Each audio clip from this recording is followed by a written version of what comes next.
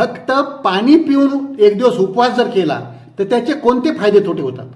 पाणी तर पिलं पाहिजे, कारण शरीराच्या रक्त प्रवाहासाठी पाणी अत्यंत महत्त्वाचं आहे. तर अशा वेळेला ऑटोफेजी हे जे मेकॅनिझम असतं ते शरीरातलं चांगल्या प्रकारे ॲक्टिव्ह म्हणतं, म्हणजे जुन्या ज्या खराब झालेल्या पेशी आहेत त्या नाहीशा करून टाकणं आणि विषारी घटक जे असतात ते बाहेर काढून टाकणं आणि जे काही दुरुस्ती करायची आहे, रिपेअरचं मेकॅनिझम आहे ते पण चांगल्या प्रकारे शरीराचं काम करत असतं. तसंच कॅलरीज ज्या असतात ह्या कॅलरीज चरबी करून वापरण्याचं क्रिया सुरू होते, त्या ग्लुकोजकडून घेतल्या जात नाहीत, कारण वरून ग्लुकोज मिळतच नाही. म्हणजे शरीरातील राहिलेली चरबी, साठलेली चरबी त्याच्यापासून कॅलरीज वापरल्या जातात, म्हणजे वजन कमी व्हायला मदत होते.